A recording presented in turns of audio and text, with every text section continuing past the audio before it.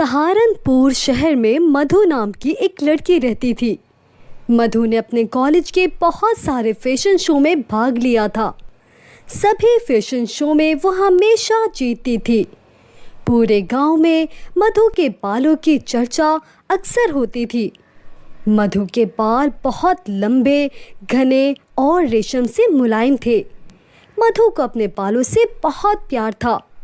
एक दिन मधु के गांव में एक फैशन शो आयोजित किया गया। मधु के माता पिता ने भी मधु को फैशन शो में भाग लेने की सलाह दी। मधु न्यू फैशन शो में भाग लेने के लिए मान गई। फैशन शो में जाकर मधु को पता चला कि इस फैशन शो में भाग लेने के लिए अलग अलग शहरों से बड़े बड़े मॉडल्स आई हैं। फैशन शो में बहुत सारे पड़ाव होने थे। सभी प्रतियोगी बारी बारी स्टेज पर आकर अपना प्रदर्शन करते थे। जो मॉडल सारे पड़ाव जीत जाती वही इस फैशन शो की विजेता होती। मधु भी पूरी मेहनत और लगन से जीतने की भावना लेकर सारे पड़ाव में पास हो जाती है। अब केवल आखिरी पड़ाव बाकी था। बाकी शहरों से आई बड़े बड़े मॉडल्स मधु से जलने लगी। इनमें नीता नाम की मॉडल भी थी जो सभी पड़ाव में दूसरे नंबर से जीत रही थी। अब केवल आखिरी पड़ाव बाकी है। पिछले सभी पड़ाव में मैं दूसरे नंबर से जीत रही हूँ। मैं हर शो के फैशन शो में प्रथम स्थान से जीतती आ रही हूँ। अपना ये रिकॉर्ड मैं यहाँ टूटने नहीं दे सकती। आखिर ऐसी क्या बात है उस मधु में जो वो मुझे पीछे छोड़ेगी। मैं उसे जीतने हरगिज नहीं दूंगी। आखिरी पड़ाव का दिन भी आ गया। नीता के मन में जीतने से ज्यादा मधु को जमीन पर लाने की भावना थी। मैं ऐसा क्या करूं जिससे मधु खुद ही प्रतियोगिता से पीछे हट जाए। ये सब सोचते हुए नीता मधु के रूम में जाती है। मधु अपने रूम में आखिरी पड़ाव के लिए तैयार हो रही थी। मधु, कैसी हो तुम? आखिरी पड़ाव के लिए तैयार हो ना? अरे नीता, मैं बिल्कुल ठीक हूँ। आओ यहाँ बैठो। आखिरी पड़ाव के लिए मैं बिल्कुल तैयार हूँ। बस हेयर स्टाइलिस्ट आ जाए, इसके बाद मैं परफॉर्मेंस के लिए भी तैयार हो जाऊंगी।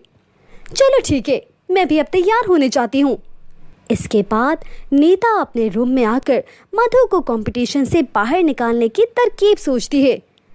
अभी तक मधु की हेयर स्टाइलिस्ट नहीं आई है, तो क्यों ना मैं उसके नकली हेयर स्टाइलिस्ट बनकर उसके बालों को संवार दूँ।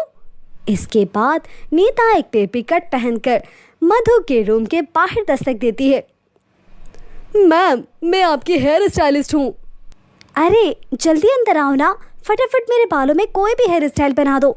तुमने आ जाने में बहुत देरी कर दी। सब ठीक तो है ना? हाँ मैम, सब ठीक है, बस थोड़ी चेकिंग स्ट्रिक्टनेस की वजह से देर हो गई। अपनी आंखें बंद कर लीजिए मैम। लेकिन आंखें क्यों बंद करनी है? आज से पहले तो तुमने मुझे कभी आंखें बंद करने को नहीं कहा। आपके बाल बहुत अजीब लग रहे हैं मैम, थोड़ी सी कटिंग की ज़रूरत है। आप आंखें बंद कर लीजिए ताकि आपकी आंखों में कोई दिक्कत ना आ जाए। ठीक है। मधु अपनी आंखें बंद कर लेती है। हेयर कटिंग के नाम पर नीता मधु के सारे बाल काट देती है और फौरन वहाँ से भाग जाती है। जल्दी करो, मेरे पास इतना समय नहीं है। क्या अब मैं अपनी आंखें खोल सकती हूँ? बहुत देर तक मधु को कोई जवाब नहीं मिलता, इसीलिए मधु अपनी आंखें खोल लेती है और खुद को आईने में देखकर मधु सकते में आ जाती है। मेरे बाल कहाँ गए और वो हेयर स्टाइलिस्ट कहाँ चली गई? नीता वो बेबी कट किसी कचरे के डब्बे में फेंक देती है। चलो, अब तो मेरा काम हो गया। अब मैं फटाफट जीतने के लिए तैयार हो जाती हूँ कि तभी बहुत जोरों की एक आवाज़ आती है। पास के चिड़ियाघर से जंगली जानवर भागकर यहाँ आ गए हैं, फौरन सभी को यहाँ से जाना होगा। ये आवाज़ सुनकर हर तरफ हलचल मच जाती है। मधु अपने सर पर एक पिंक कपड़ा रखकर अपने घर वापस आ जाती है। मैंने तो सारा इंतजाम कर दिया है। अगर आज ही कंपटीशन नहीं हुआ तो क्या हुआ? कुछ दिन बाद ही सही, और कुछ दिनों बाद ऐसा कौन सा जादू हो जाएगा जो मधु के सर पर बाल निकल आएंगे? ये तो कभी सपने में भी नहीं हो सकता। मधु अपने घर आकर अपने कमरे में बैठकर जोर जोर से रोने लगती है। उसके रोने की आवाज़ सुनकर उसके माता पिता उसके कमरे के बाहर खड़े होकर उसे आवाज़ देते हैं। बेटी क्या हुआ, रो क्यों रही है? दरवाजा खोल बेटी। मधु। क्या हुआ बेटी, क्या तू नहीं जीती? कोई बात नहीं बच्चे, दरवाजा तो खोल। मधु दरवाजा खोल देती है। उसके माता पिता मधु को देखकर हैरान रह जाते हैं। मधु, तूने अपने सारे बाल क्यों कटवा दिए? ये क्या पागलपन है बिटिया? भला मैं अपने बाल क्यों कटवाऊंगी माँ? इसके बाद मधु इनको सारी बात बताती है। और जब मैंने अपनी आंखें खोली तो मेरे सर के सारे बाल कट चुके थे माँ। मुझे तो लगता है ये काम उस हेयर स्टाइलिस्ट का ही है। हम उस हेयर स्टाइलिस्ट पर केस करेंगे। कौन थी वो, बताओ मुझे। मैं उसे नहीं जानती पिताजी, वो बेबी कट पहन कर आई थी। अब मैं कंपटीशन में भाग नहीं ले सकती माँ, मैं क्या करूँ? इतना कहकर मधु रोने लगती है। अब मधु बहुत गुमसुम रहने लगी थी। मधु की गुमसुम वाली हालत देखकर उसके माता पिता को उसकी बहुत चिंता होती है। सुनिए जी, हमारी मधु ना ठीक से खाती है और ना ही ठीक से बात करती है, ऐसा कैसे चलेगा? हाँ, हमें पहले की तरह मधु को बाहर घुमाने फिराने ले जाना चाहिए। इतना कहकर मधु के पिता मधु को आवाज लगाते हैं। मधु, मधु बिटिया, मधु। जी पिताजी। बिटिया, मैं सोच रहा था कि क्यों ना हम सब बाहर रेस्टोरेंट में खाना खाने चले। नहीं पिताजी, आप दोनों चले जाएं, मेरा मन नहीं है। बेटा, बाहर घुमा फिरा कर। आज इस हादसे को 2 दिन हो गए हैं। 2 दिन से ना तो तू बाहर गई है और ना ही ठीक से किसी से बात की है। अपने माता पिता की बात मानकर मधु कहती है, ठीक है, अगर आप लोग यही चाहते हैं कि मैं बाहर जाऊं तो मैं चलती हूं, परंतु थोड़ी देर में घर लौट आऊंगी। इतना कहकर गुमसुम मधु अपने सर पर एक कपड़ा रखकर निकल जाती है। वो गहरी सोच में डूबी चलते चलते एक घने जंगल में पहुंच जाती है कि तभी उसके सामने से एक काली बिल्ली गुजरती है, जिसे देखकर मधु अचानक से घबरा जाती है। अरे, ये तो बिल्ली थी, मैं तो खामखा ही डर रही थी। अरे, ये तो जंगल है, ये मैं कहाँ आ गई? मुझे जल्दी से घर जाना चाहिए। अगर किसी ने मुझे ऐसी हालत में देख लिया तो वो मुझ पर बहुत हंसेंगे। मधु चारों ओर देखती है, पर इसको कुछ समझ नहीं आता कि वो कहाँ से आई थी। अरे, सारे रास्ते तो एक जैसे लग रहे हैं, समझ नहीं आ रहा कि मैं कहाँ से आई थी। थोड़ी ही देर में बहुत तेज बारिश शुरू हो जाती है।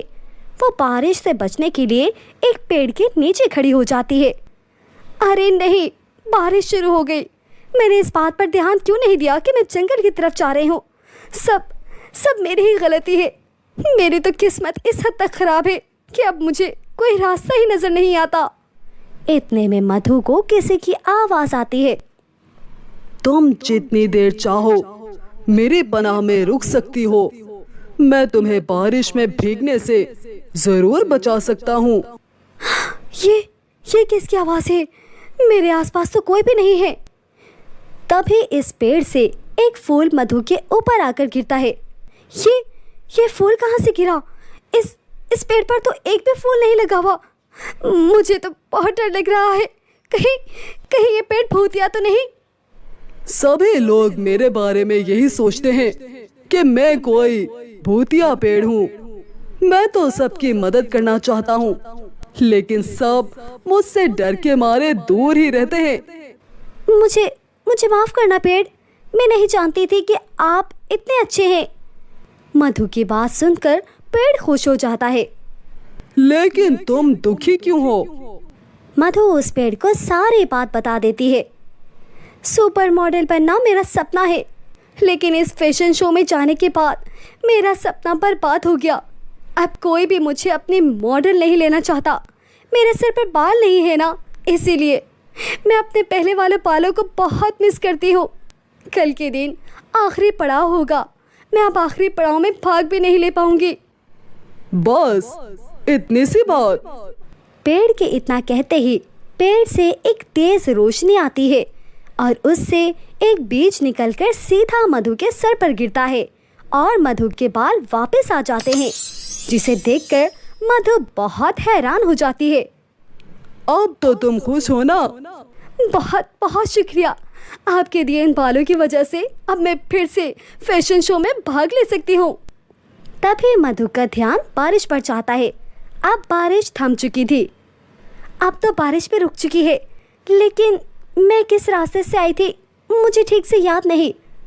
मैं तुम्हें रास्ता दिखाने में मदद करता हूँ। पेड़ के इतना कहते ही उससे रोशनी आने लगती है। जिस रास्ते पर मधु को घर जाना था, उस रास्ते पर फूल बिछ गए थे।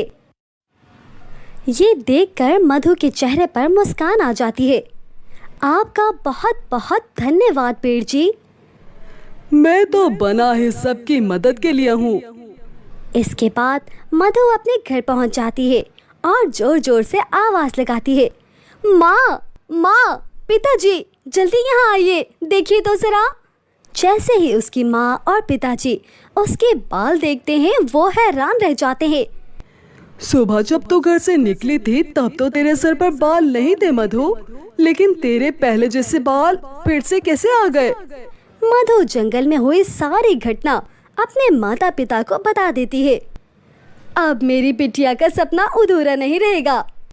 हाँ माँ, इंतजार है तो सिर्फ कल का। रात को मधु को खुशी के मारे नींद नहीं आ रही थी। अगली सुबह मधु भी फैशन शो में पहुंच जाती है। अनन्या, सपना, कैसी हो तुम दोनों? क्या बात है मधु, आज तो तुम बहुत खुश दिखाई दे रही हो। अरे आज दिन ही ऐसा है, खुश होना तो बनता है। इधर नीता मधु को देखकर अचंभित रह जाती है। नीता से रहा न गया, वह फौरन मधु के पास जाकर कहने लगती है, तो यहाँ कैसे आ गई मधु? मैंने तो अपने हाथों से तुम्हारे बाल काटे थे। तुम्हारे बाल इतनी जल्दी पहले जैसे कैसे हो गए? अच्छा, तो तुमने वो हरकत की थी। मेरे बाल फिर से कैसे आए ये मैं तुम्हें बताना जरूरी नहीं समझती। मेरी नज़रों के सामने से हट जाओ। ये बात नीता की दोस्तों को पता चलती है। मुझे तो यकीन नहीं होता नीता कि एक फैशन शो जीतने के लिए तुम इतनी नीचे गिर सकती हो। नीता की इस हरकत से उसके सभी दोस्त उससे नाराज होते हैं। थोड़ी देर बाद शो के विजेता घोषित करने की बारी आती है। इस फैशन शो की विजेता है मधु। मधु के लिए जोरदार तालियां। शो जीतने के बाद मधु बहुत खुश थी। वो अपने सपने की ओर बढ़ रही थी। मधु को सभी बधाइयाँ देते हैं। तभी नीता भी मधु के पास आती है। मधु, मुझे माफ़ कर दो। जीतने की चाह में मैं इतनी अंधी हो चुकी थी कि किसी की पूरी ज़िंदगी ख़राब करने के बारे में भी सोच लिया। मैं अपने किए पर बहुत शर्मिंदा हूँ मधु। तुम्हें तुम्हारी गलती का एहसास हो गया। अब आगे से ऐसी हरकत किसी और के साथ मत करना। इसके बाद मधु अपनी जीत की खुशी लेकर अपने माता पिता को गले लगा लेती है।